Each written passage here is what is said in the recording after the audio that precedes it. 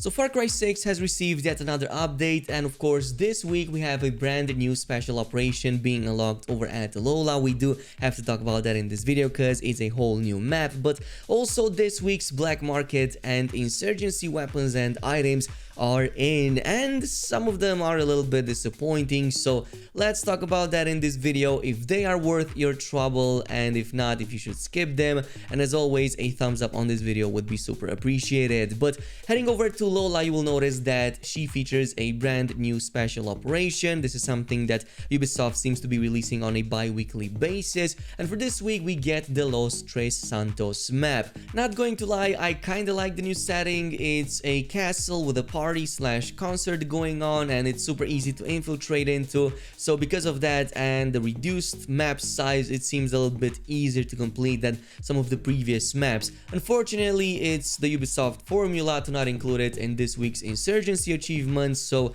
you have to complete Cocodrilo instead to count for that, but still, it's a nice map nonetheless. By the way, if you want to find the special dead drop cache, is going to be located right here on this side of the map in the new special operation, and it's pretty much close to one of the first main points you will encounter on the main road. Just look here to this road on the side and head over to the side of the mountain where you will encounter this enemy camp. Just take down the number of enemies over there and you're gonna be able to find this altar, and on this altar is where you will find one of these keys that will unlock the dead drop cache nearby, and the dead drop cache is going to be located beneath this building right here. Super easy and fast for some extra moneda and also that new bobblehead on top. The map is pretty decent, not going to lie. As I've said, I kind of like that castle attack over there. You just have to follow these blimps in the background, which will indicate you where the main objective is. That is why I said that this is one of the easier maps you can complete.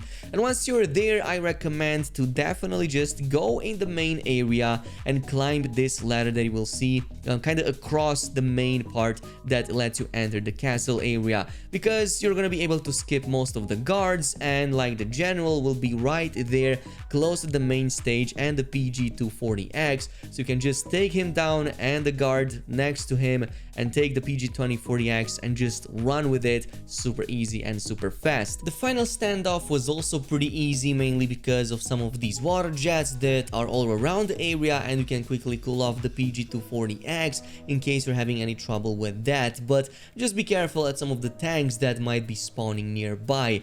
Otherwise, we also get another reward of the decontaminating set in this weekly special operation, which is the leggings. So yeah, it's almost complete. We just need a couple more pieces, but if you completed the previous ones, or if you go in and do them right now, you're gonna be able to get a part of this set, which improves fire and poison defense for this week. I kind of like the aspect of it, so even though the stats are not desirable, you unlock the really cool skin, which, not gonna lie, is one of my favorites right now in the game. But with that out of the way, let's talk about this week's black market items and weapons. And yeah, we do get only one item purchase for this week on the black market, and that's gonna be the Libertad Custom SSGP58. If the name sounds familiar, it should, because this is the custom variant of the super powerful and useful SSGP58 rifle that you can just get by playing the game. Now, unfortunately, I was a bit underwhelmed by what this custom variant has to offer, and simply because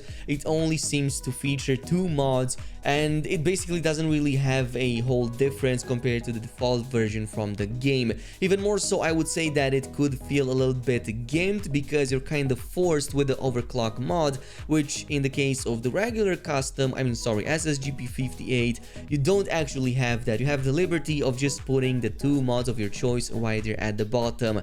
There are some advantages though, and the main one is the fact that you also get access to the MK2 version of, for example, the Gut Rancher mod, which means you're gonna get a huge boost to damage, especially body damage, which is something that I will definitely want to have on some of these weapons. That's something that the regular SSGP58 doesn't really have access to, as the MK1 version is pretty underwhelming. I just wished it had at least one more mod on top, so we can also put that extra damage when aiming with a weapon, but I guess Ubisoft thought that that was a little bit overpowered. Now, these are fortunately not the only items you can get on the black market. There's also some gear pieces that for the most part I would ignore, with a couple of exceptions. exceptions, the biggest of them all being the Caveira Beret right here, which is also, by the way, part of the Rainbow Six Siege set that you can also purchase separately. But yeah, why do that if you already get some of these pieces for free every single week? But the reason this is so amazing is because it comes with a tactical awareness mod, which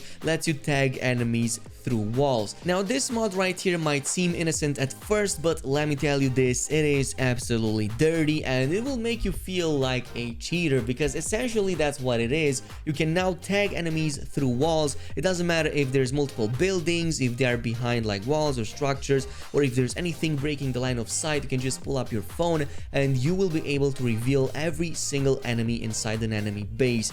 And the results are pretty insane, because now this means you're gonna be able to constantly be aware of every single target in front of you or around you, and you can no longer make any mistake when it comes to being detected. This also means that you can get that undetected achievement way easier when conquering bases, which means a lot more resources for you in case you had any trouble with that in the past. There's also the scale mail mask in there that comes with the butcher mod. The melee kills you perform may cause enemies to flee, which can be situationally good, though I found it to be a little bit, yeah, kinda underwhelming, but also a little bit too random. Sometimes you can take down enemies, and some of the enemies around you that might see that scene happening might flee away for a little bit, but obviously they will come back. So it can give you a few moments over there to kind of, you know, step back and not get as much damage. And it can also give you another advantage, which is if these enemies will flee, they are open up to other takedown animations.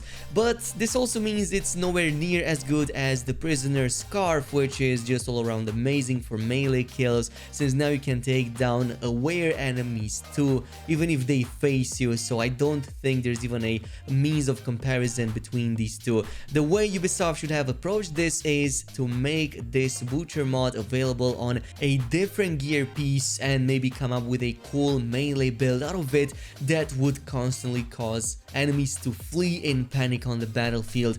I would definitely love a build diversity like that in Far Cry 6 in the future, but again, totally let me know down below in the comments. But this also brings us to this week's Insurgency reward, which is going to be the live support 4-star SMG that comes with some pretty interesting situationally good mods, though not the best by any means. So it comes with incendiary rounds, which will set enemies on fire, a small compensator instead of a compressor, so this means this is going to be a pretty loud weapon, reflex sight, and finally a Supremo mod that will give you higher charge when you deal headshot damage with this weapon. But otherwise it's pretty decent, mainly because it already comes with some nice damage on it and also really high stability with it. Like, it's super easy to aim with this at pretty much any body part, and if you want to aim for the headshots from pretty far away, you're not gonna have too much trouble, even though this is an SMG at the end of the day.